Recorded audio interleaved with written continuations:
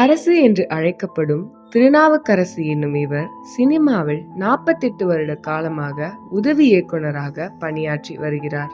ஆரம்பத்தில் நடிப்பின் மீதிருந்த ஆர்வத்தில் சினிமாவிற்கு வந்த இவர் காலப்போக்கில் உதவி இயக்குனராக பயணத்தை தொடர்ந்துள்ளார். சுமார் 60 படங்களுக்கும் மேல் பணியாற்றிய அனுபவம் கொண்ட இவர் கங்கை அமரனின் கரகாட்டக்காரனில் இருந்து சமீபத்தில் வெங்கட் பிரபு இயக்கத்தில் வெளியான கோட் திரைப்படம் வரை தொடர்ந்து 2 தலைமுறைகளாக பணியாற்றி வருகிறார். சினிமாவில் சாதிக்க வேண்டும் என்ற எண்ணத்துடன் இயங்கிக் கொண்டு வரும் இவரின் சினிமா அனுபவங்களையும் வாழ்க்கை பயணத்தையும் இந்த ஆவணப்படத்தில் காணலாம்.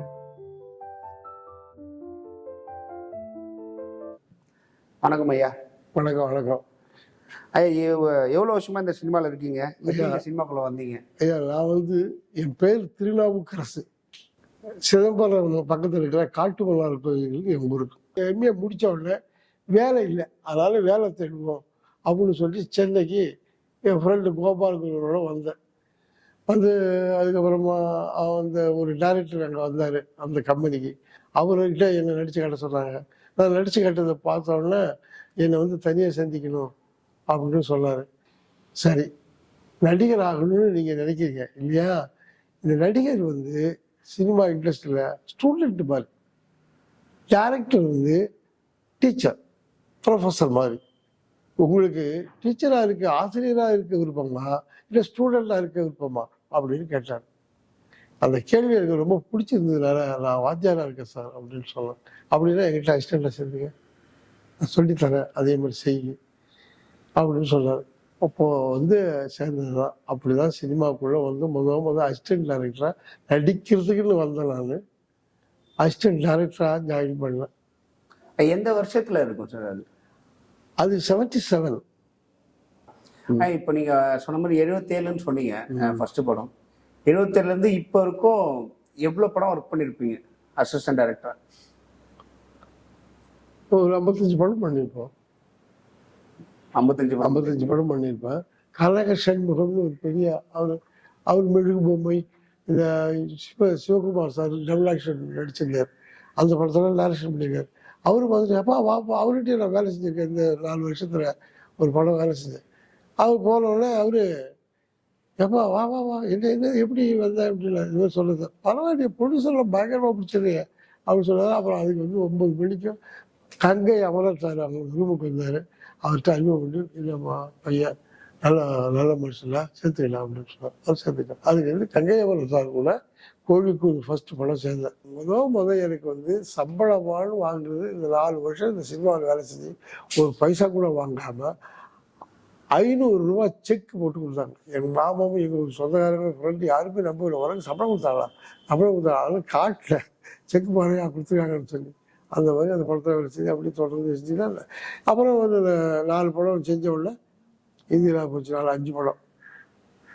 கோழிக்கோடு, கொக்கரக்கோ, பொது உஞ்சாச்சி, தேவி ஸ்ரீதேவி, வெள்ளைப்புறா 5 படம். அது செஞ்ச உடனே அப்புறம் கேப் வச்சு போச்சு. அது இந்த மிட் டைமில் கங்கை அமரன் சாரோடைய பையன் வெங்கட் பிரபு அவர் நடிக்க தான் வந்தார். அந்த நடிக்கிறதுக்கு வந்தப்போ அவர் மேலே எனக்கு ரொம்ப பிரியம். அவருடைய பாவனைகள், அவர் பேசுறது, இதெல்லாம் பார்த்து அவர் ஒரு நடிகர் ஆக்கணும் அப்படின்னு சொல்லி எனக்கு ஆசை. அமர் சார் கூட இருக்கிறப்பாங்க அதை சொல்லுவேன்.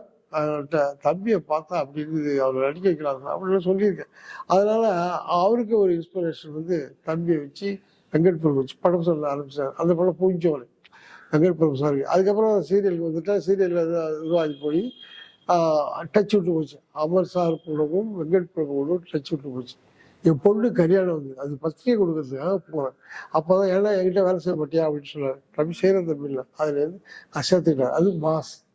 அவர் மாசு தொடர்ந்து சென்னை 28 பார்ட்டி, மாநாடு, இப்போ கோட்டு, இப்போ அடுத்த படம் செய்யறதுக்கு டிஸ்கஸ் பண்ணிருக்காங்க. அதை வேலை செஞ்சுட்டு இருக்கிறேன். அதுதான் இப்போ என்னுடைய கிட்டத்தட்ட அப்பயும் நீங்கள் நிறைய எக்ஸ்பீரியன்ஸ்லாம் கெயின் பண்ணிட்டீங்க.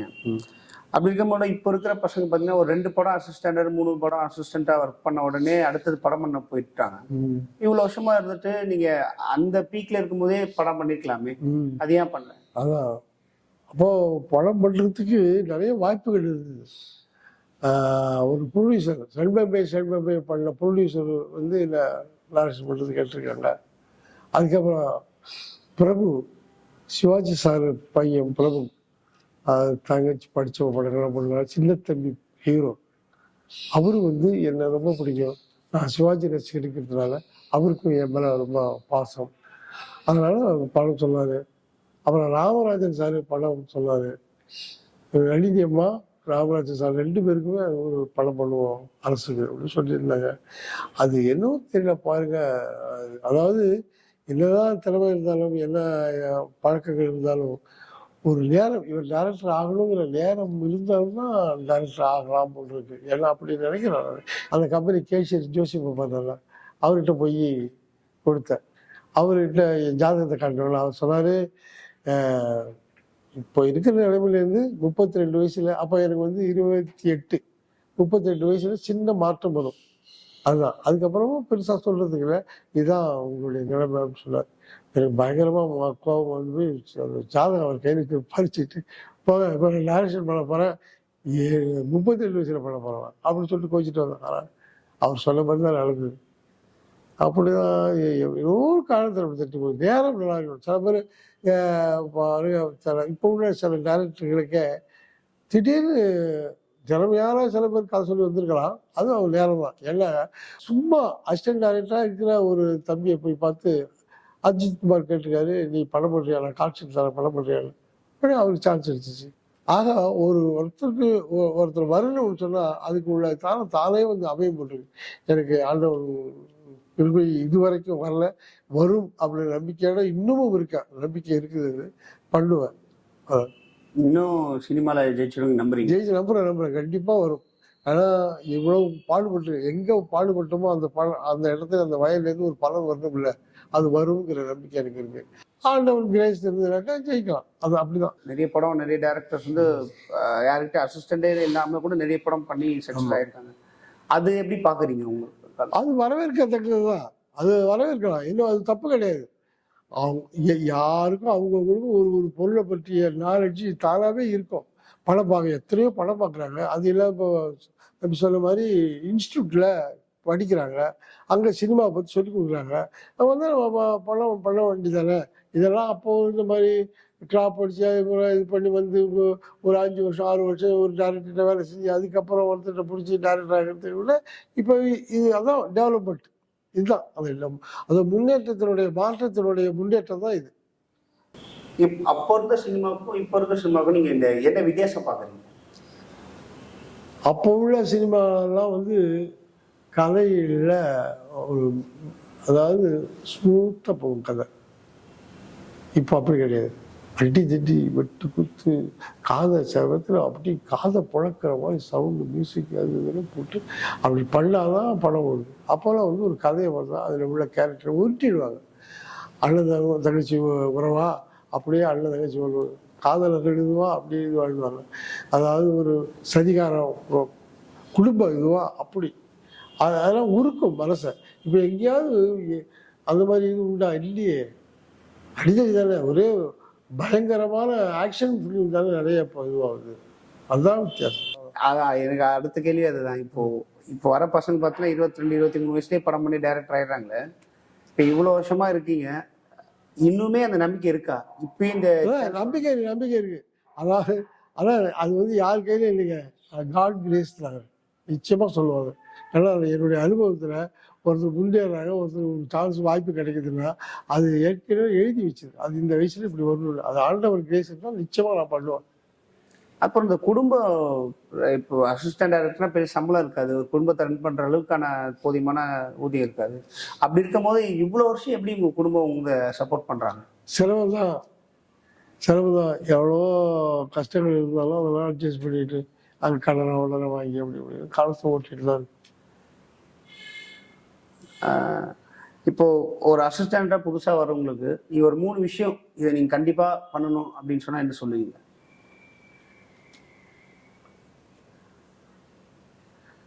சின்சியரா ரொம்ப சீரியஸா கதை பண்ணணும். அந்த கதை பண்ண மட்டும் போதாவது, எடுத்து சொல்ல நல்ல திறமை வேணும். அந்த சொல்லி அதாவது டைரக்ஷன் வந்து collection, selection, collection, selection, execution. அதான் இது பண்ணுறவன் டேரக்டர் ஆகலாம். நல்ல கதைகளை நிறைய விஷயங்களை தெரிஞ்சுக்கணும், கலெக்ஷன் பண்ணணும். அதில் இதுதான் நல்லா வரும், திருப்தி ஆகும், செலெக்ஷன் பண்ணணும், அதை செயல்படுத்தணும். அதை எப்படி பண்ணப்படுற அந்த இதை வந்து நம்ம முறைப்படி அமல்படுத்துகிறாங்க டைரக்டர் தான். இப்போ அதே மாதிரி ஒரு 3 விஷயம் ஒரு அசிஸ்டன்ட் டைரக்டர் பண்ணக்கூடாது, இதை மட்டும் பண்ணிடாதீங்கன்னு நீங்கள் சொல்லக்கூடிய விஷயம்னா என்ன சொல்லுவீங்க? காசுக்கு இதுவாக இருக்கக்கூடாது. காசு தான் முக்கியம், வாழ்க்கையில் பணம் தான் முக்கியம். காசை எதிர்பார்த்து தான் நான் பண்ணுவேன்னு ஆரம்பத்தில் இது பண்ணி செய்யக்கூடாது. எல்லாருக்கிட்டையுமே அன்பாக இருக்கணும். யார் எந்த நேரத்தில் எப்படி வருவாங்கன்னு தெரியாது. அதனால் யார்கிட்டையும் கோவிச்சிக்காத, எல்லாரையும் அரவணைச்சு போகணும். எல்லாரும் திறமையை பாராட்டுறாங்களா, நம்ம திறமையை பாராட்டுறாங்களா, அது வாங்கி அந்த பாராட்டை உள்வாங்கிக்கிட்டு இது என்னைக்கும் மாறாமல் இருக்கு, நம்ம என்ன பண்ணணும் அப்படிங்கிற அந்த எண்ணம் தான் வரணும். இதுதான்.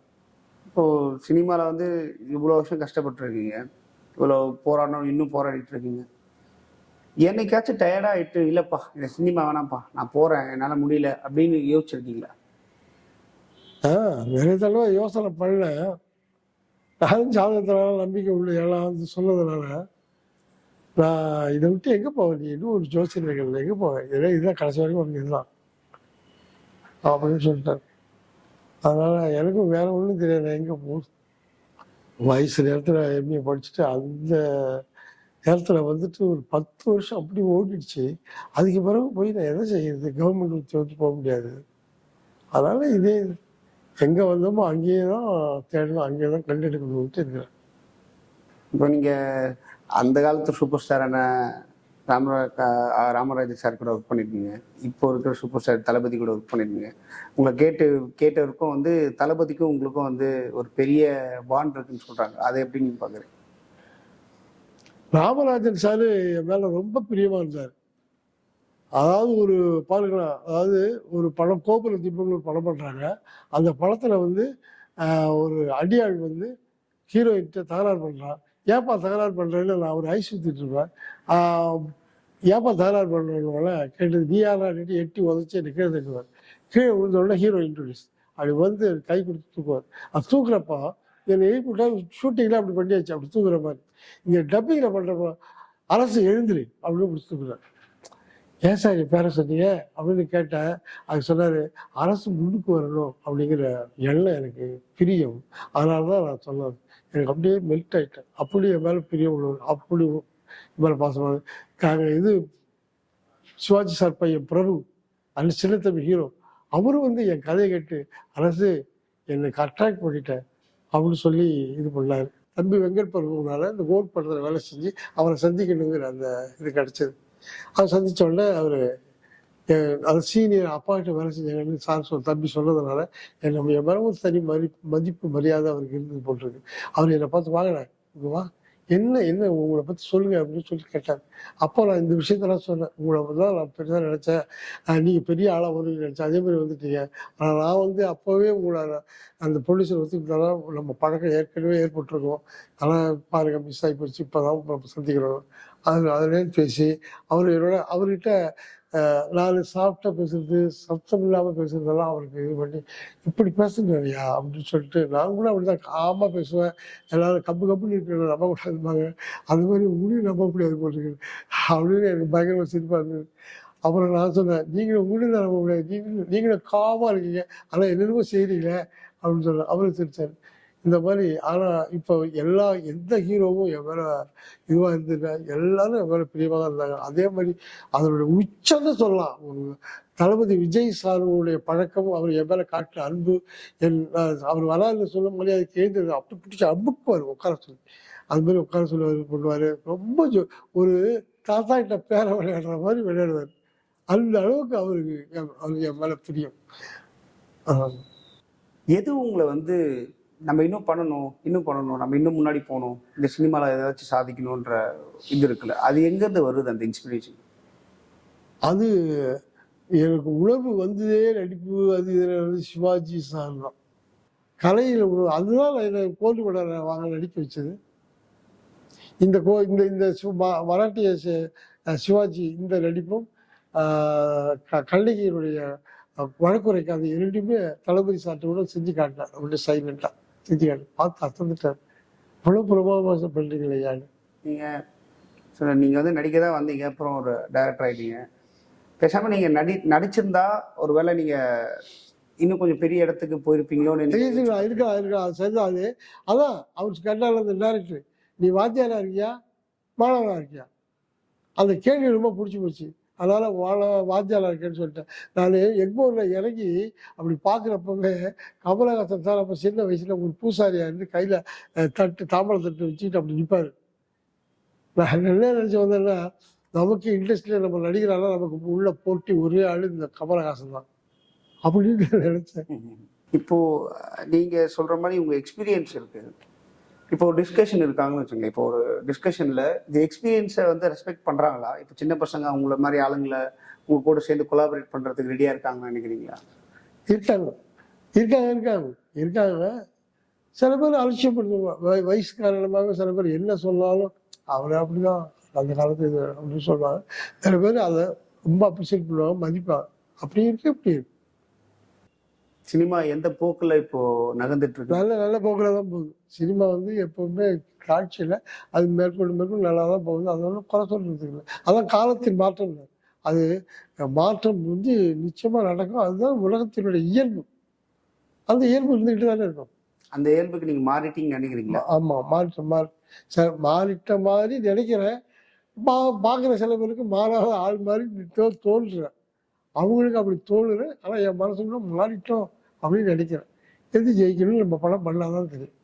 எவ்வளோ ஸ்கிரிப்ட் வச்சிருப்பீங்க இவ்வளோ வருஷத்துல? ஒரு 5-6 வச்சுருக்கேன். இப்போ இந்த கரண்ட் ஜென்ரேஷனுக்கும் பிடிக்கிற மாதிரி எனக்கு படம் இருக்கு. வச்சிருக்கேன். இப்போ பிடிச்ச படங்கள்லாம் இப்போ சமீபத்தில் வந்த சில முக்கியமான படங்கள் எது ரொம்ப பிடிச்ச படம்? மகாராஜா இவங்க டூரிஸ்ட் ஃபேமிலி, அது அந்த மாதிரியெல்லாம் படம் ரொம்ப பிடிக்கும். அப்புறம் இதுக்குள்ள கார்த்திக் பண்ணாரு, மையழகன் இது பண்ணாரு. ஆமாம் ஆமாம், அந்த படம் அதெல்லாம் பிடிச்சிருக்கு. ஏற்கனவே சினிமானாலே வந்து போகாது, அதெல்லாம் போனால் லைஃப் இல்லை அப்படின்ற மாதிரி இருக்கு.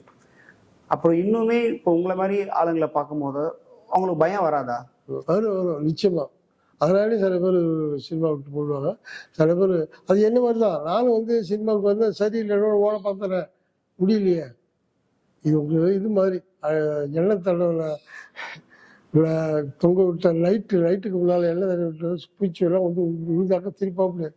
அப்படியே தான். அப்படிதான் சினிமான்னு ஆசைப்பட்டாங்கன்னா அவங்களை ரேஸ்னா இங்கேருந்து மாற்ற முடியாது. ஏன் பார்க்க.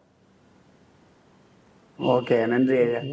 இந்த யூடியூப் ரசிகர்களுக்கு என்னுடைய மனமார்ந்த இதுவரை என்னுடைய உரையை என்னுடைய அனுபவங்களை கேட்டுக்கொண்டிருக்கும் யூடியூப் ரசிகர் பெருமக்களுக்கு என்னுடைய அன்பான வணக்கம். நன்றிகள். ஓகே.